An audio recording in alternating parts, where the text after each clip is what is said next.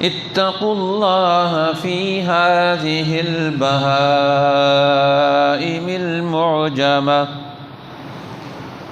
أو كما قال النبي الكريم صلى الله عليه وسلم.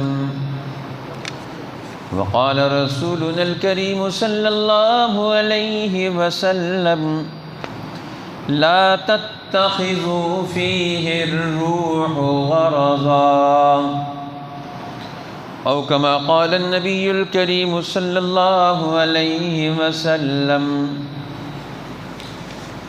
وقال النبي الكريم صلى الله عليه وسلم: لعن الله من ذبح لغير الله، أو كما قال رسولنا الكريم صلى الله عليه وسلم. وقال صلى الله عليه وسلم: إن الله طيب لا يقبل إلا طيبا، أو كما قال رسولنا الكريم صلى الله عليه وسلم. إن الله وملائكته يصلون على النبي يا أيها الذين آمنوا صلوا عليه وسلموا تسليما.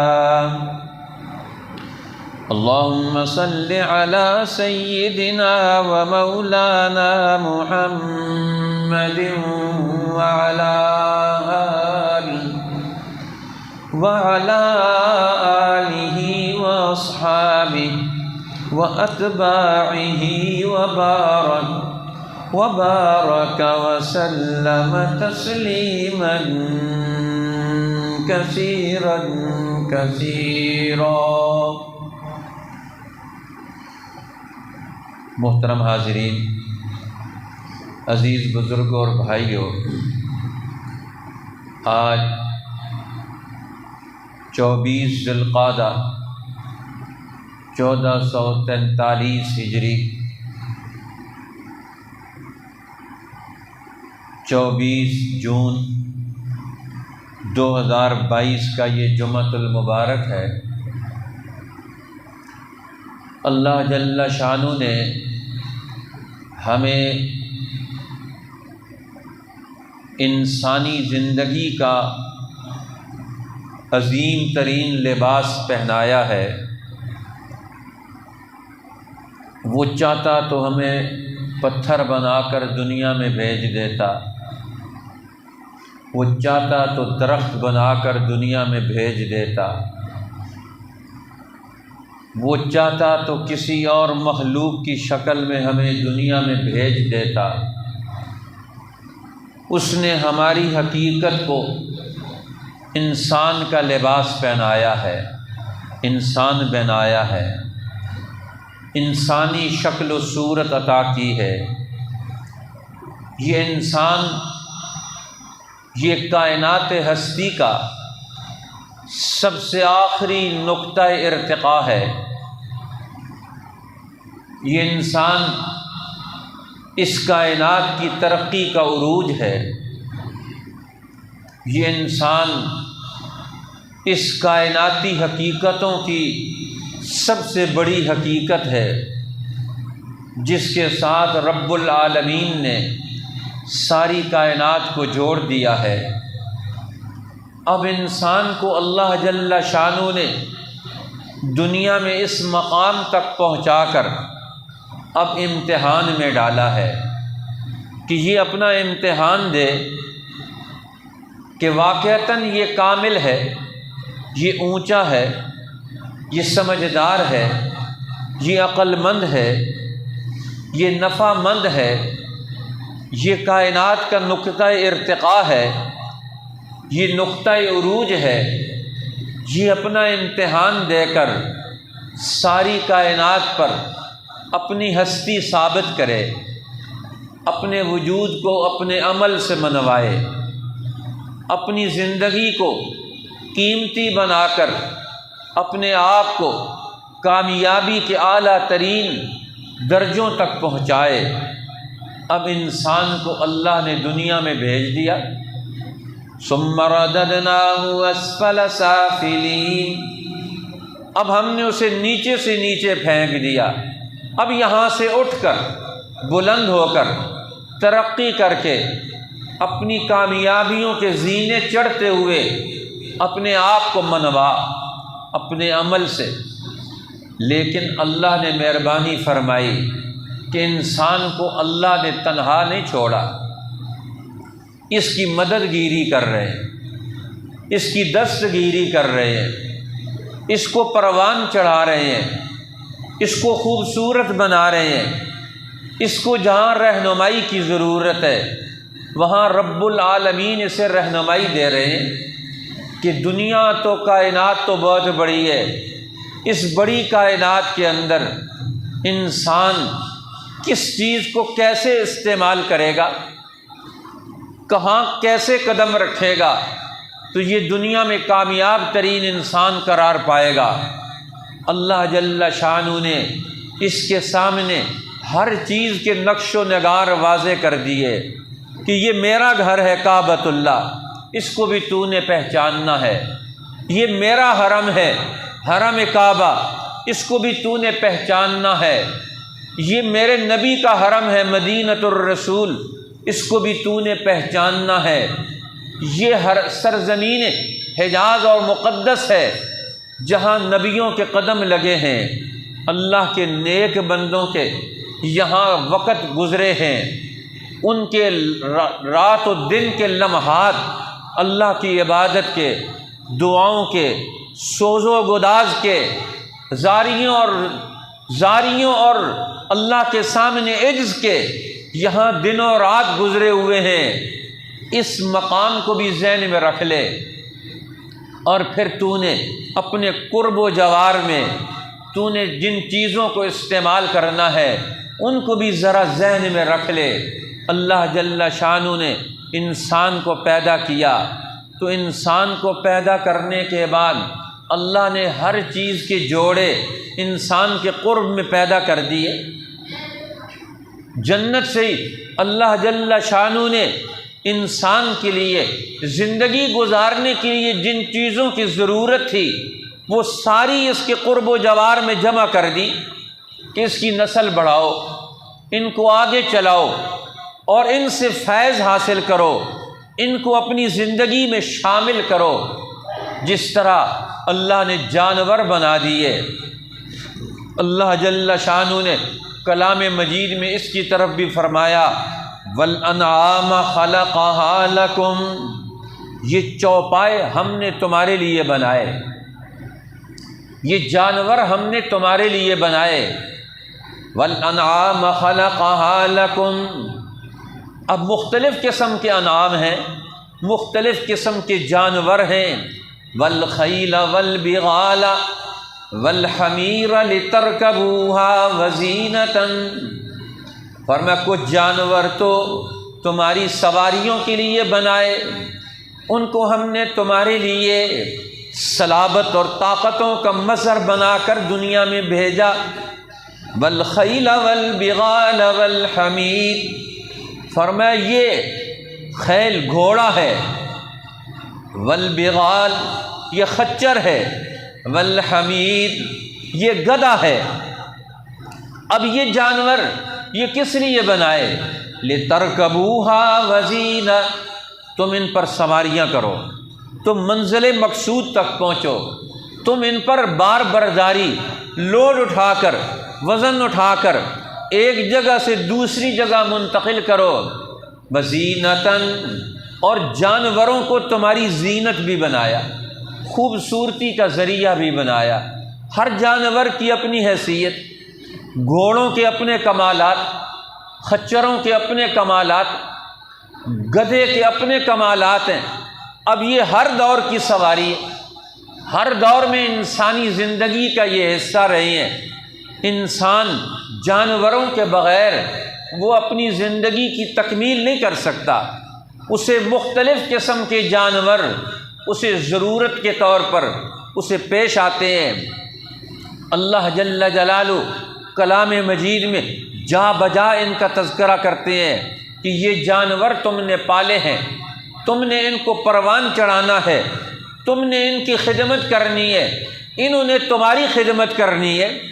اب یہ تو ایک مستقل عنوان ہے کہ جانور یہ انسان کو بہت ساری مختلف قسم کی توانائیاں، مختلف قسم کی ضروریات، مختلف قسم کی غذائیں، مختلف قسم کے انسان کو سورس آف لیونگ، زندگی گزارنے کی بہت ساری چیزیں اللہ جل شانہ جانوروں سے تمہارے لیے پیدا کر دیتے ہیں۔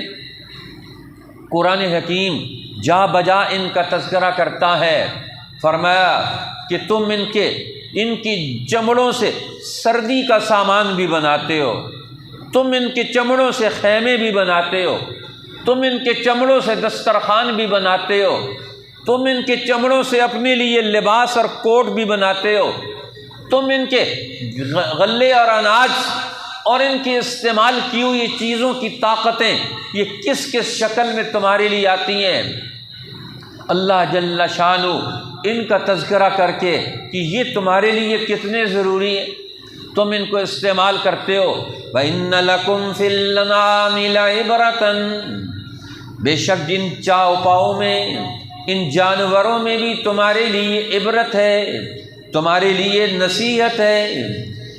وَإِنَّ لَكُمْ فِي الْأَنْعَامِ لَعِبْرَةً، اس میں بھی تمہارے لیے سوچنے کا مقام ہے، تمہارے لیے غور و فکر کا سامان ہے۔ یہ کائنات کا نظام تمہارے لیے کتنی کار فرمائیاں کردار ادا کرتا ہے۔ نسقیکم مما فی بطونہ من بین فرث ودم لبنا خالصا سائغا للشاربین، ہم جانور کے خون کے اندر سے، گوبر کے اندر سے تمہارے لیے صاف اور شفاف دودھ نکال کر تمہارے لیے اس کو الگ تھلگ کر کے پیش کرتے ہیں۔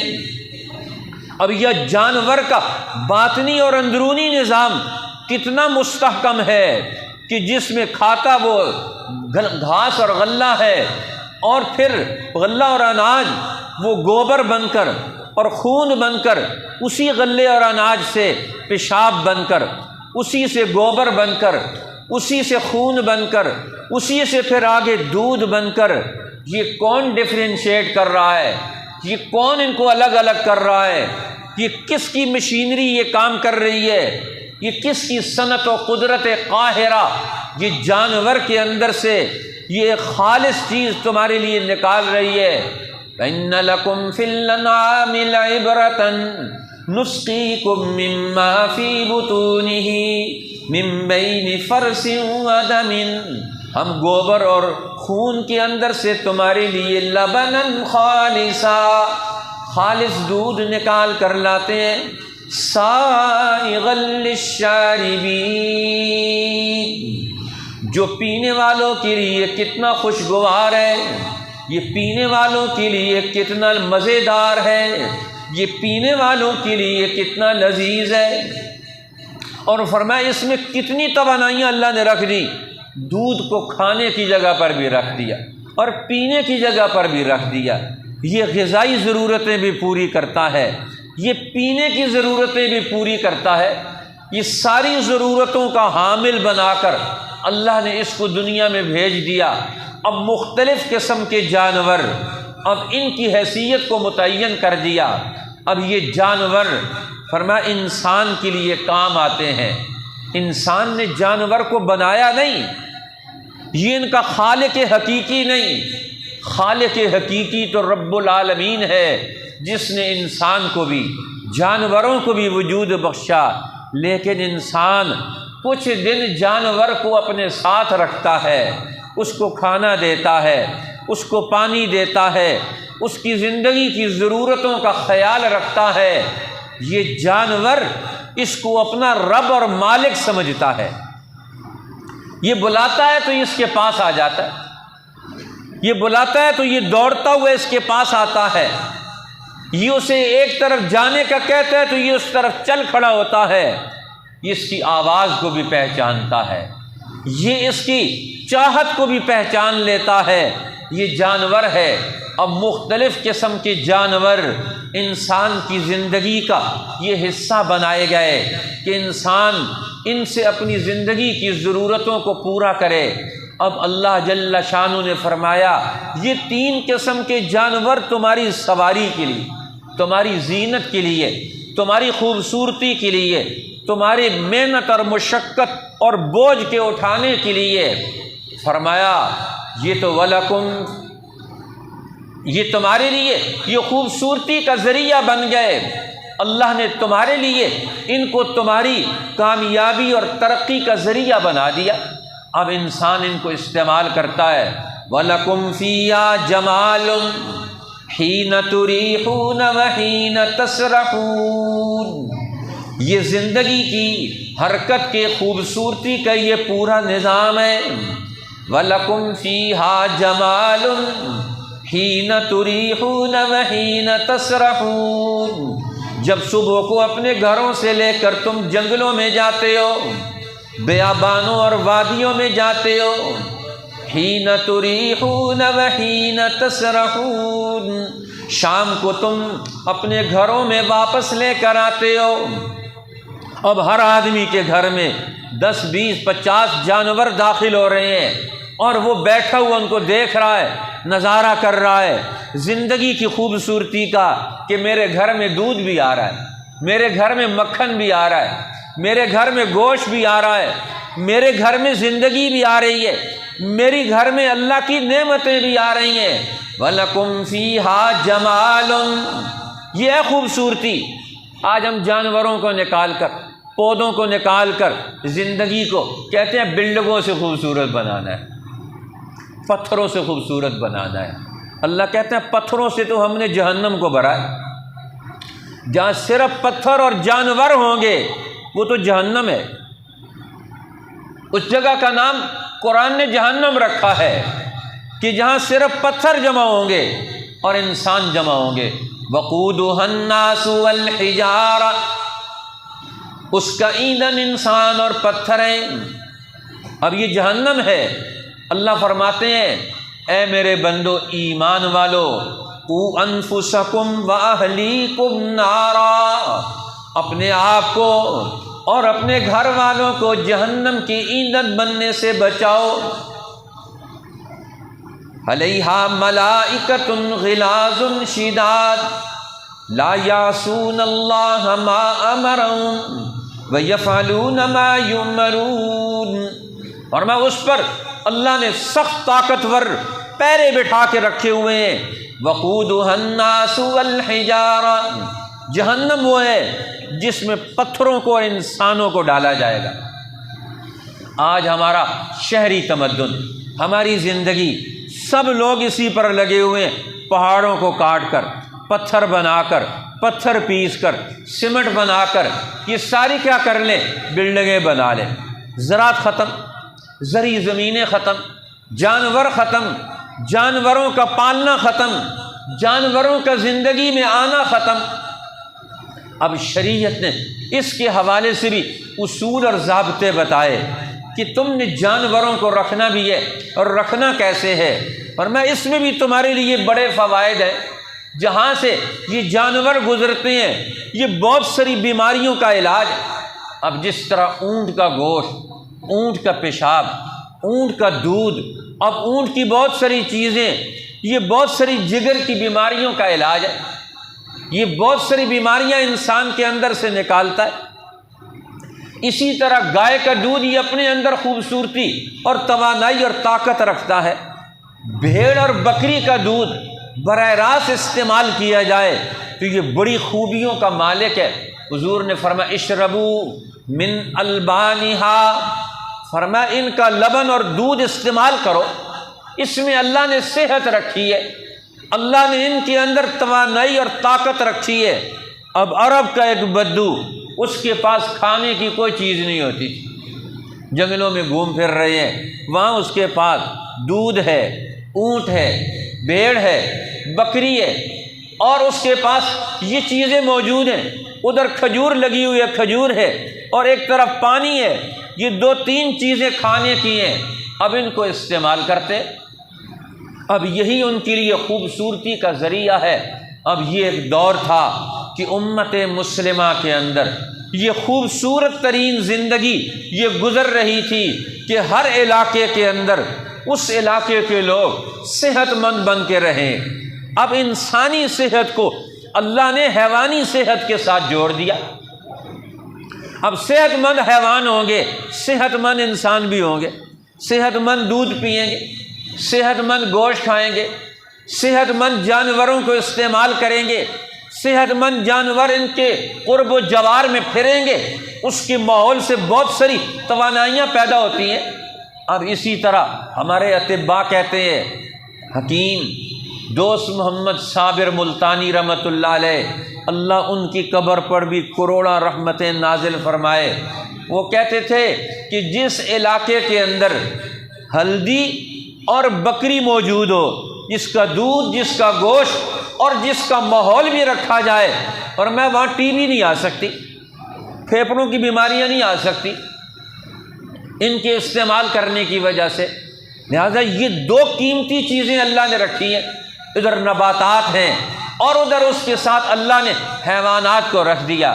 حضرت نوح علیہ السلام کو حکم دیا، فرمایا جب تندور سے فوارہ پھوٹ پڑے، وفارت تنور، اب فوارہ پھوٹ پڑے تنور سے، فرمایا اس وقت اپنی کشتی میں سوار ہو جانا، اور اپنی کشتی میں سوار ہو کر فرمایا اس من کل زوجین اثنین واہلک، اور اس وقت جتنے جانور ہیں ہر ایک کا جوڑا جوڑا وہ بھی اپنے ساتھ سوار کر لینا اپنی کشتی میں، اور اپنے اہل خانہ کو بھی اپنی کشتی میں سوار کر لینا، کہ یہ زندگی کو بچانا ہے۔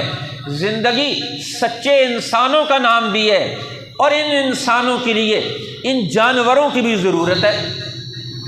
فرمایا ان کو بھی اپنے ساتھ سوار کر لینا، ان کو بھی اپنے ساتھ شامل کر لینا۔ من کل زوجین اثنین واہلک الا من سبق علیہ القول ومن آمن، جو آپ کی کشتی میں سوار نہ ہو اس کے لیے تو تباہی مقدر ہے، لیکن ان کو بھی سوار کر لینا۔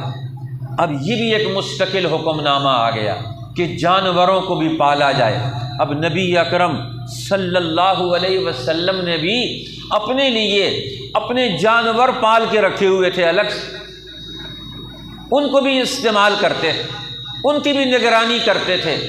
اللہ کے پیغمبر نے کئی سال تک مکہ والوں کی بکریاں چرائیں اجرت پر، کئی سال تک مکہ والوں کی بکریاں چرائیں، اور حضرت موسیٰ علیہ السلام نے 8 سال حضرت شعیب علیہ السلام کی بکریاں چرائیں۔ اب جانوروں کی پرورش کرنا، ان کی نگرانی کرنا، ان کی نگہداشت کرنا، ان کی زندگی کا خیال رکھنا، کیونکہ وہ بھی اگلے دور میں آ کر تمہیں فوائد پہنچائیں گے، تمہیں نفع دیں گے، تو بہت سارے نفع۔ فرمایا اللہ جل شانہ نے ہمیں اس کی طرف بھی توجہ دلائی۔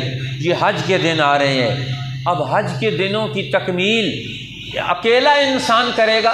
فرمایا نہیں، اب انسان نے اپنے ساتھ یہاں سے جانوروں کو بھی لے کر جانا ہے۔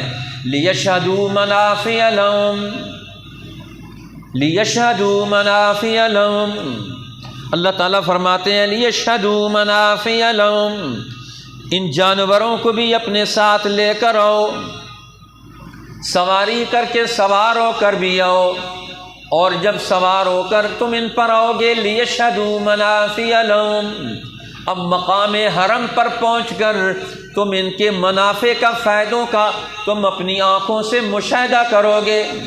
وَيَذْكُرُ اسْمَ اللَّهِ عَلَى مَا رَزَقَهُمْ مِن بَهِيمَةِ الْأَنْعَامِ، اور اللہ کا نام لو چوپاؤں میں سے، جانوروں میں سے، ان حلال جانوروں پر اللہ کا نام لے کر ان کو حرم کعبہ کی نظر کر کے ان کے گلوں پر چھری پھیر کر تم اپنی ایک عبادت کا فریضہ مکمل کر کے دکھاؤ۔ لِيَذْكُرُوا اسْمَ اللَّهِ عَلَى مَا رَزَقَهُمْ مِن بَهِيمَةِ الْأَنْعَامِ، ان جانوروں کے چوپاؤں کے گلوں پر چھری پھیر کر اللہ کا نام لے کر ان کو ذبح کرو۔ اب ان کو ذبح کر کے فرمایا اللہ کا نام لو، اور اللہ کا نام لے کر ان کو جانوروں کو اللہ کے نام پر ذبح کرو۔ یہ اللہ نے بنائے ہیں۔ جب جانور کو اللہ کے نام پر ذبح کیا جاتا ہے تو بڑی خوشی سے جانور اپنی جان پیش کرتا ہے۔ اس لیے جانور کو اللہ کے نام پر ذبح کرنا اور ذبح کرنے کا بھی اسلام کا طریقہ ہے۔ یہ جانور کو آسانی مہیا کرتا ہے۔ اسی لیے نبی اکرم صلی اللہ علیہ وسلم نے جانوروں کے کئی قسم کے حقوق بیان کیے۔ ان کے پالنے کا حق، ان کی پرورش کا حق، ان کے پانی پلانے کا حق، ان کے کھانا کھلانے کا حق، ان کو باندھنے اور ان کو کھلا چھوڑنے کا حق، اور ان کے دودھ کے استعمال کرنے کا حق، یہ سارے حقوق بیان فرمائے۔ اور اس کے بعد فرمایا یہ بھی ان کا حق ہے جب ان کو ذبح کرنے لگو، فرمایا اللہ نے ان اللہ کتب الاحسان علی کل شیء، اللہ نے احسان کو، نیکی کو، خوبصورتی کو، حسن کو، کمال کو ہر چیز پر فرض کر دیا، لکھ دیا۔ فَإِذَا ذَبَحْتُمْ فَأَحْسِنُوا الذِّبْحَةَ، جب تم جانور کو ذبح کرنے لگو تو اچھے طریقے سے ذبح کرو۔ اب جانور کو ذبح کرنا ہے تو اچھے طریقے سے ذبح کرو۔ یا رسول اللہ اچھے طریقے سے کیسے ذبح کریں گے؟ فرمایا وَلْيُحِدَّ أَحَدُكُمْ شَفْرَتَهُ، اپنی چھری کو تیز کرو۔ وَلْيُحِدُّ أَحَدُكُمْ شَفْرَتَهُ، اپنی چھری کو تیز کرو۔ اب چھری تیز کر کے پہلے استعمال کرو۔ فرمایا وَلْيُرِحْ ذَبِيحَتَهُ، اپنے ذبح ہونے والے جانور کو آرام پہنچاؤ۔ اور فرمایا چھری بھی اس کے سامنے مت تیز کرو۔ ایک صحابی ایک جانور کو ذبح کرنے سے پہلے اس کے سامنے چھری تیز کر رہے تھے تو آپ نے فرمایا تو نے اس کو دوہری موت مار دیا۔ ایک تو اس وقت جب ذبح کرے گا، اور ایک ذبح کرنے سے پہلے اس کے سامنے چھری تیز کر رہے ہو۔ اب جانور میں بھی احساس تو ہے، اس کے اندر بھی احساس ہے، اسے پتہ چلتا ہے کہ یہ کیا کر رہے ہیں لوگ، یہ انسان کیا کر رہا ہے، یہ کون سا قدم اٹھا رہا ہے۔ اللہ نے انسان جانور کو بولنے کی طاقت نہیں دی ہے جس طرح ہم بولتے ہیں، لیکن وہ سمجھتا ضرور ہے، دیکھتا بھی ضرور ہے، اس کے اندر احساس بھی موجود ہے۔ لہٰذا جانور کہتے ہی اسے ہیں جس کے اندر احساس موجود ہو، حرکت موجود ہو، اس کے اندر احساس اور حرکت موجود ہو۔ جب انسان بگڑتا ہے یہ ہر چیز کو بگاڑتا ہے۔ جب انسان لالچی بنتا ہے یہ ہر چیز کو نقصان پہنچاتا ہے۔ اب انسانوں کا ماحول، یہ انسانوں کا یہ غلط ماحول، یہ زندگی کے ہر مشکلات کو یہ انسانوں کے لیے بھی لے کر کھڑا ہوتا ہے، اور جانوروں کے لیے بھی یہ زندگی کی مشکل ترین مصیبتیں لا کر ان کے لیے بھی یہ مصیبتیں کھڑی کر دیتا ہے۔ اس لیے بگڑا ہوا انسان یہ ہر چیز کو تباہ و برباد کرتا ہے۔ اس لیے حضور نے فرمایا کہ جانوروں کے بھی حقوق ہیں، جانوروں کا وجود بھی ہونا چاہیے، اور صحت مند جانور ان کا وجود بھی قائم رہنا چاہیے۔ اور صحت مند جانور کیسے قائم رہیں گے؟ اس کے لیے آپ کو غلے اور اناج کا نظام، پانیوں کا نظام، نباتات کا نظام، جڑی بوٹیوں کا خود رو قدرتی نظام، اس کی بھی حفاظت کرنی پڑے گی۔ اس لیے شریعت نے پورا نظام حیات مرتب کر کے ہمیں دیا ہے۔ یہ انسان ہے، اس کے ساتھ جانور ہیں، اس کے ساتھ یہ غلے اور اناج اور کھیتیوں کے لہلہاتے کھیت، ان کھیتوں کی پیٹھ پر یہ جنگلات ہیں، یہ باغات ہیں، اور یہ مختلف قسم کے جڑی بوٹیاں ہیں۔ اب یہ دنیا میں قائم رہیں گی، انسان اسی سے تو استفادہ کرے گا، فائدہ اٹھائے گا۔ اسی لیے چراگاہوں کا نظام بھی رکھا گیا، کھیتی باڑی کا نظام بھی رکھا گیا، گلا بانی کا نظام بھی رکھا گیا۔ اب یہ اس کے لیے اسلام نے مستقل اصول رکھ دیے، رسول اللہ نے ارشادات متعین کر دیے۔ اللہ کے پیغمبر نے اس کے لیے اصول اور ضابطوں کا تعین کر دیا، سہولتیں دے دی شریعت نے۔ اب جو لوگ جانور پالتے ہیں ان کے لیے شریعت نے یہ فقہ کا یہ مسئلہ موجود ہے، ہمارے جسم پر 1 درہم کے برابر اگر غلاظت لگ جائے تو کپڑا اور جسم ناپاک ہو جائے گا، نماز نہیں ہوگی۔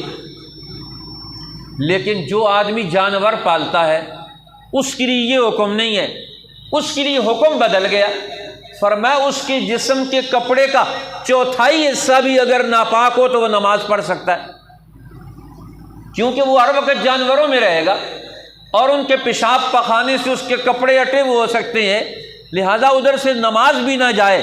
اس کے لیے کسی جسم کے بازو ہے تو اس کا 1/4 حصہ، اتنا حصہ بھی اگر اس پر لگا ہوا ہو، اگر وہ بھی ناپاک ہو تو اس کا جسم اور اس کا کپڑا پاک قرار پائے گا اور وہ نماز پڑھ سکتا ہے۔ اب حکم بدل گیا، یہ جانوروں کے اندر زندگی بسر کرتا ہے، لہذا جانوروں کا خیال رکھنا، ان کے وجود کو قائم رکھنا، ان کی منڈیوں کو تحفظ دینا، ان کے آمد اور رفت کے اصولوں کا تحفظ کرنا، یہ بھی ایک مستقل قوانین ہے۔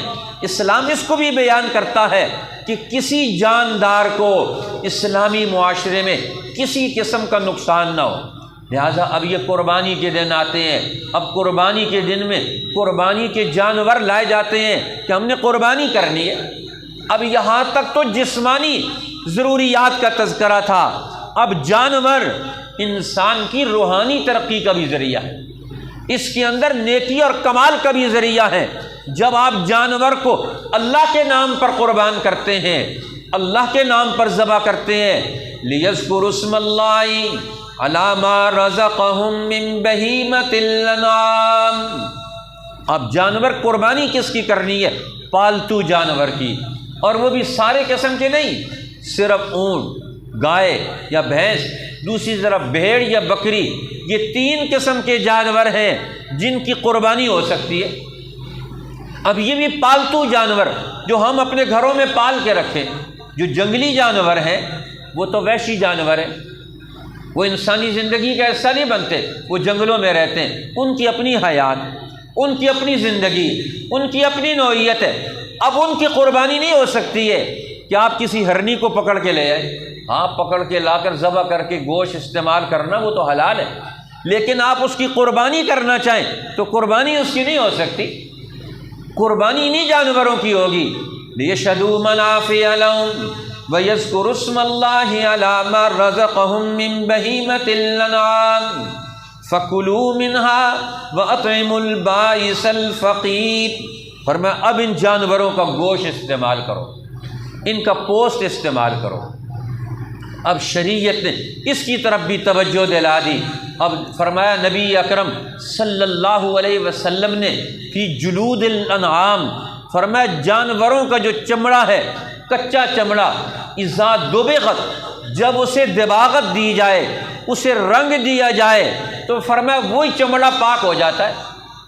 رنگ دینے کے بعد اب اس کے اندر کیکر کی چھال، چونا بھر کے اس کو پختہ کیا جاتا ہے، پھر اس کے آگے کپڑے بنائے جاتے ہیں، جوتے بنائے جاتے ہیں، چیزیں بنائی جاتی ہیں۔ یہ ساری جانوروں کے ذریعے سے ہمیں چیزیں حاصل ہوتی ہیں۔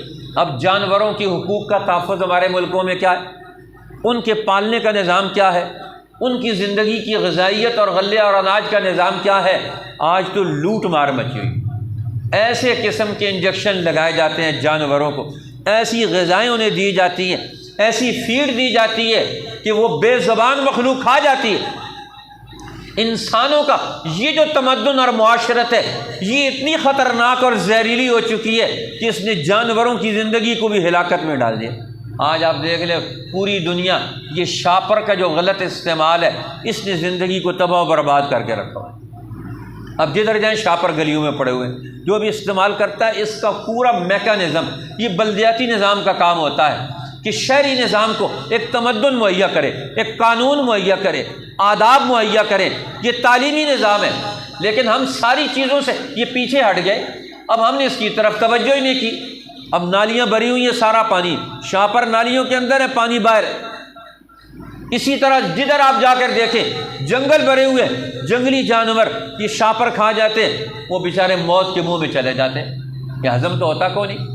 اب نتیجہ کیا ہے؟ یہ جانور یہ تباہی اور بربادی کی طرف چلے گئے۔ اسی لیے رسول اللہ نے فرمایا اتقوا اللہ فی ہذہ البہائم المعجمہ، ان چوپاؤں بے زبان مخلوق کے حقوق کے بارے میں اللہ سے ڈرو۔ اللہ نے انہیں تمہارے تابع کیا ہے، اب ان کے حقوق کی نگرانی اور حفاظت تمہارے لیے، لہذا ان کے حقوق کی نگرانی اور حفاظت کرو۔ کسی جانور کو نقصان مت ہونے دو، اس کو ضائع مت ہونے دو۔ اب حضور نے فرمایا لا تتخذوا فی الروح غرضا، جس چیز کے اندر جان موجود ہے اس کو نشانہ بازی کے لیے مت استعمال کرو، اسے ضائع کر دو۔ جانوروں کو ضائع کرنا اس سے بھی منع کر دیا اسلام نے۔ جانوروں کا استعمال کھانے پینے کے لیے تو جائز ہے، لیکن اپنے فخر و مباحات کے لیے اس کو استعمال کیا جائے، اس کو بھی ناجائز قرار دے دیا۔ رسول اللہ کی آمد سے پہلے بڑے بڑے عرب کے سردار وہ فخر میں ریاکاری کے طور پر مہمان آتا تھا تو مہمان کو اونٹ کے کوہان کے گوشت کے تکے کھلاتے تھے کہ جس میں چربی اور گوشت ملا ہوا ہوتا ہے۔ اب کوہان کا گوشت اس کا استعمال کرتے تھے وہ۔ اب مہمان آیا، 10 مہمان آ گئے تو 10 اونٹ ذبح کر دیے انہوں نے۔ اب جب 10 اونٹ ذبح کیے ہیں، اب 10 اونٹ اس ذبح ہونے کی عمر تک پہنچتے ہیں تو کتنا ٹائم لگتا ہے، کتنی توانائیاں خرچ ہوتی ہیں۔ اب اونٹ کی قربانی کی عمر جو ہے وہ صحیح ذبح ہونے کی عمر ہے، اور وہ 5 سال ہے۔ 5 سال سے پہلے آپ جانور قربانی کے طور پر اونٹ کو ذبح نہیں کر سکتے۔ گائے بھینس ہے، اب اس کو 2 سال سے پہلے ذبح نہیں کر سکتے۔ اب یہ 2 سال تک اس کا جسم پروان چڑھتا ہے، نشو و نما مکمل ہوتی ہے، اس کی جسمانی نشو و نما مکمل ہوتی ہے، اس کے خون سے غذائیت گوشت میں منتقل ہوتی ہے۔ 2 سال کو جا کر وہ ذبح ہونے کے قابل ہوتا ہے۔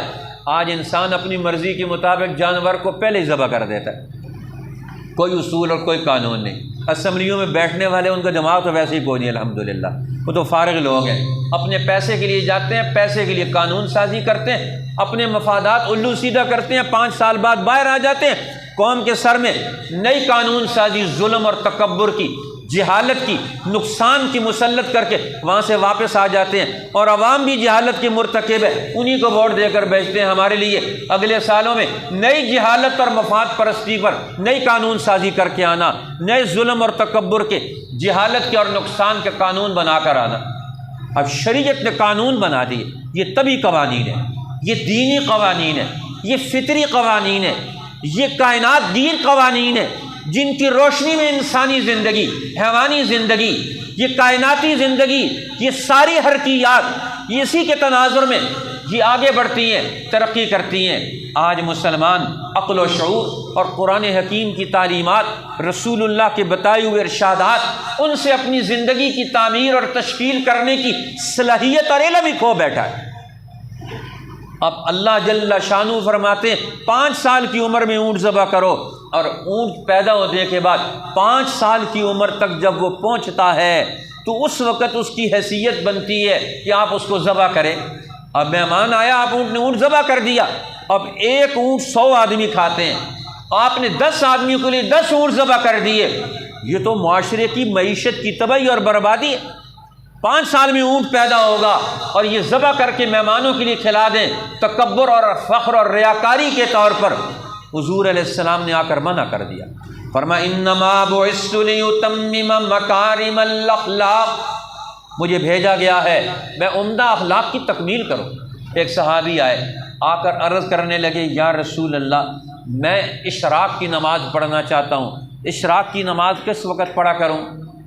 ظاہر ہے وہ دیہاتی صحابی، تو آپ صلی اللہ علیہ وسلم نے ان کو فرمایا حین ترمز الفصال، جب اونٹ کے چھوٹے بچے ٹوڈے، فرمایا جب ان کے پاؤں زمین پر پتھر پر جلنے لگے، وہ چاش کی نماز کا وقت ہے۔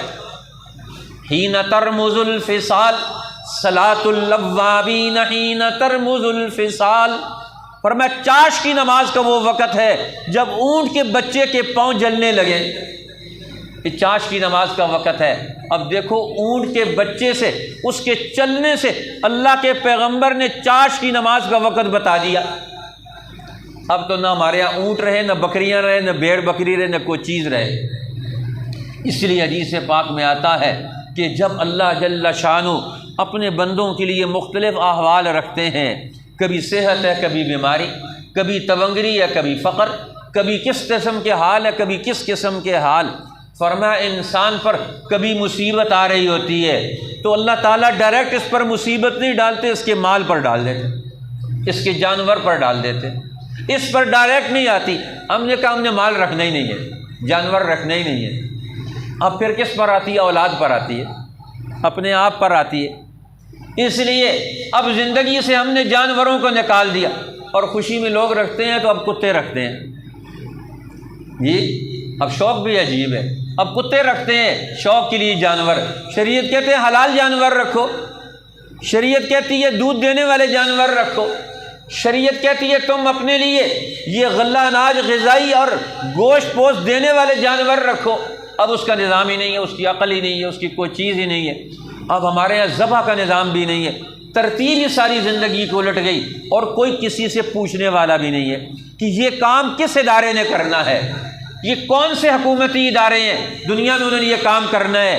آج ہم کفار پر لعن طعن کرتے ہیں، انہوں نے زندگی کو خانوں میں تقسیم کر کے زندگی کے ہر کام کے لیے انہوں نے اصول اور ضابطے بنا لیے، اور یہ اصول اور ضابطے تو رسول اللہ ہمیں دے کر گئے تھے۔ اللہ کے پیغمبر نے فرمایا کہ جو آدمی اونٹ کے باڑے میں رہتا ہے وہاں مت سوئے، اللہ اور اللہ کے رسول کا ذمہ بری ہو گیا۔ اونٹ کے باڑے میں مت سونا، آدمی سو جاتا ہے تو پتہ نہیں چلتا، اونٹ کھل جائے تو بڑا مسئلہ بن جائے گا۔ لیکن فرمایا کہ جہاں بھیڑ بکری رکھی ہو وہاں سو سکتے ہو، اس کے بارے میں یہ حکم نہیں دیا۔ اب اللہ کے پیغمبر صلی اللہ علیہ وسلم، معاشرے میں لوگ اپنی ضرورت کے لیے ہر گھر والے اپنی بکری رکھ لیں، اپنے دودھ کا سامان پیدا کر لیں۔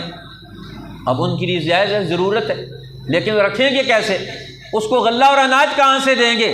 شریعت نے اس کے لیے اصول بنا دیا، ہر گاؤں اور دیہات اور شہر کے ساتھ فنائے شہر ہوگا، ہر شہر کے ساتھ چراگاہ ہوگی۔ اور اللہ کے پیغمبر فرماتے ہیں، حضرت علی کے ارشاد ہے، فرمایا لا حما الا للہ ولرسولہ، یہ چراگاہ اللہ اور اللہ کے رسول کی ہے، کسی آدمی کی ملکیت نہیں ہو سکتی۔ سارے اس علاقے کے لوگ یہ چراگاہ میں اپنے جانور چرا سکتے ہیں۔ اب چراگاہیں بھی ختم، اب تو کہتے ہیں کہ ہر چیز کو ہم نے ایک نیا ماڈل ہم نے زندگی کا دے دیا، جدھر جاؤ یہ ماڈل ٹاؤن بن رہا ہے، یہ سیٹلائٹ ٹاؤن بن رہا ہے، یہ فلاں ٹاؤن بن رہا ہے، یہ فلاں ٹاؤن بن رہا ہے۔ اب ہم نے ریل اسٹیٹ، اب پورے پاکستان کو ہم نے آبادی میں تقسیم کرنا ہے، یہاں بلڈنگیں کھڑی کرنی ہے۔ یہ پتھر اور انسان، ان کو اکٹھا کر کے کیا بنانا ہے؟ قرآن کیا کہتا ہے؟ جہنم بنانا ہے۔ وقودها الناس والحجارہ، جہاں سے نہریں ختم ہوگی، ساری نہروں کو ہم نے کیا بنا دیا؟ نہروں کو ہم نے سیوریج پائپ لائن بنا دی۔ اب یہ سارا نہری نظام ہمارا سیوریج میں تبدیل ہو گیا، پانی کا صاف اور شفاف پانیوں کا نظام ختم ہو گیا۔ اسی طرح غلے اور اناج کے لیے کھیت ختم ہو گئے، مہنگائی اتنی ہو گئی، اب کھاد ملتی نہیں، چیزیں ملتی نہیں، انتظام کرنے والے وہ دنیا میں باہر بیٹھے ہوئے ہیں، ملکوں کو چھوڑ کر، ہر وہ پارٹی کے حکمران طبقے وہ خود باہر بیٹھے رہتے ہیں، اور ملکوں میں صرف حکمرانی کے لیے آتے ہیں، قوم کا بیڑا غرق کر کے پھر واپس چلے جاتے ہیں۔ آج ہم نے اپنی زندگی کا کوئی جائزہ نہیں لیا۔ حضرت عمر رضی اللہ تعالی عنہ نے مدینہ کی چراگاہ میں حضرت عبد الرحمن ابن عوف اور حضرت عثمان کے جانوروں کو چرنے سے منع کر دیا، یہ عوام کے لیے۔ آپ اپنے جانوروں کے چرنے غلے اناج کا نظام خود بنائیں۔ آپ لوگ تو تجارت پیشہ لوگ ہیں، آپ کے پاس تو مال و دولت ہے، اب یہاں الٹا حال ہو گیا۔ عوام کے لیے جو چیزیں ہیں وہ بڑے بڑے لوگ استعمال کرتے ہیں، اور بڑے لوگ وہ عیاشیوں میں مبتلا ہو کر اپنے مال کو قوم کے خلاف، دین کے خلاف، انسانیت کے خلاف استعمال کرتے ہیں۔ تو حضور علیہ السلام نے فرمایا کہ یہ جانور تمہارے لیے ہیں، اور تم ان کو قربانی پر بھی چڑھاؤ، قربانی بھی کرو، حج کی قربانی بھی اور سنت ابراہیم کی قربانی بھی۔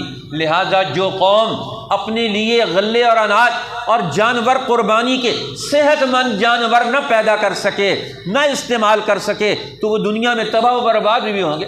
اسی لیے حضور علیہ السلام نے فرمایا قربانی کے جانور خریدنے سے پہلے ان کی صفات کو بھی مد نظر رکھو کہ قربانی کے جانور کون سے خرید کر لے کر آؤ گے، جو صحت میں بھی ہو، آنکھیں بھی ٹھیک ہوں، چل بھی سکتے ہوں، جن کے دانت بھی پورے ہوں، جن کی عمر بھی پوری ہو، وہ جانور خرید کر لے کر آؤ۔ اب وہ جانور کہاں سے خریدیں گے؟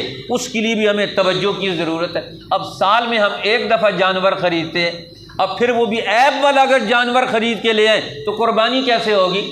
اس لیے قربانی کرنے والے لوگوں کو ان اعتبارات سے بھی اپنے جانوروں کو بھی اور ان ساری ذمہ داریوں کو بھی پورا کرنا ہوگا۔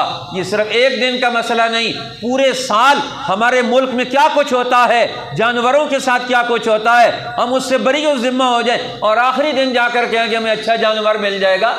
تو اچھا جانور کوئی پالے گا تو ملے گا، وہ اس کو زہریلا بنا کر پالتے ہیں انجیکشن لگا کر، اور ہم سمجھتے ہیں بہت موٹا تازہ جانور ہے، اور وہ تو انجیکشن سے موٹا تازہ ہوتا ہے زہریلا بن کر، تو گوشت بھی اس کا زہریلا ہوگا۔ کہاں قرآن کہتا ہے کہ تم وہ جانور جن کا گوشت پوست تمہارے لیے حلال کیا گیا ہے اور وہ نیچرل پروسیس سے پروان چڑھتے ہوئے وہ تمہارے لیے ایک معیار تک پہنچے، یہ معیارات کون قائم کرے گا؟